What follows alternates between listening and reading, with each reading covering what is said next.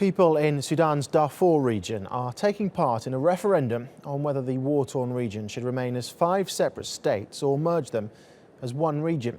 Hundreds of thousands of people have been killed by more than 10 years of violence between government forces and rebel groups. Around 2.5 million others have been displaced by the ongoing fighting. President Omar al-Bashir insists the 3-day vote will bring peace to the region. But critics have warned a 5-state system will only give al-Bashir's government more control. Well, in 1994, the Sudanese government split Darfur into North, South and West Darfur states. 2 more states, East and Central Darfur, were created in 2012.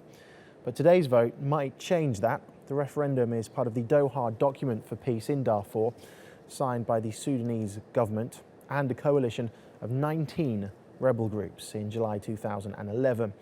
However, human rights groups have concerns. They say the referendum might increase tensions between factions, and they're worried that it doesn't address the resettling of internally displaced people.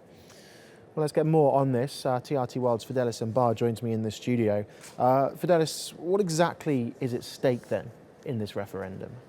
Well, what President al-Bashir is trying to do is to seek a sort of a political legitimacy, because when the exercise was carried out, splitting Darfur into 5 states in 1994, some rebel groups took up arms against government, because these are mainly made up of non-Arab areas, and they took up arms against the Arab-led government of al-Bashir. And since then, there has not been peace. Even the Doha Peace Agreement, the 2 main rebel groups who actually took up arms against government were not involved, and now they're still not involved. So what the president is trying to do is carry out this referendum. It will now be like the people are the ones who are actually saying we want to be divided into 5 states, because that's what the central government of Sudan wants. And is there any indication at this stage which way the referendum is going to go?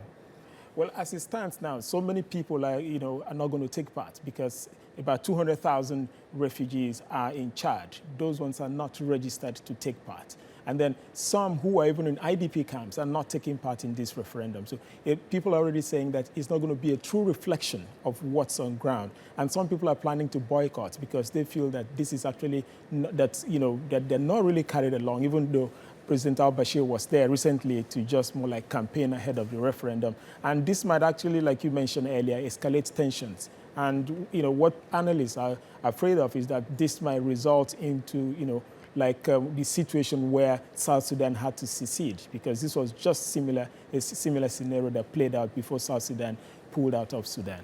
Okay, Fidelis, thank you very much.